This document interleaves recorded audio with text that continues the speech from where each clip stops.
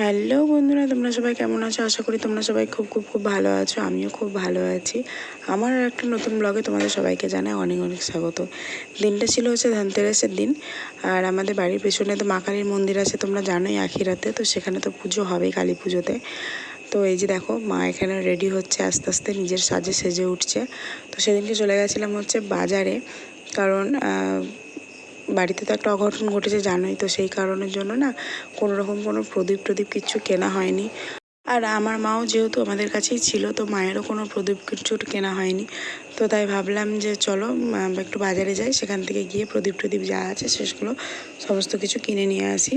তো যেমন ভাবা সেরকম কাজ। তো এখানে বেটু, আমি আর মা মিলে চলে গেছিলাম হচ্ছে বাজার। আর আশেপাশে রাস্তা থেকে বুঝতেই পারছো যে সবাই নিজের বাড়িকে কী সুন্দরভাবে সাজিয়েছে।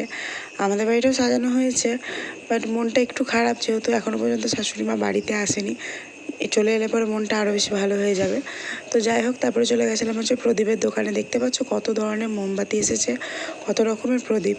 তো সমস্ত কিছু কেনাকাটি করে চলে এসেছিলাম হচ্ছে বাড়ি। আর বাড়ি এসে এই যে দিদা আর নাতি শুরু হয়ে গেছে খুনসুটি। আর আমার প্রিন্স বাবু তো যত বড় হচ্ছে তত নতুন নতুন দুষ্টুমি শিখছে।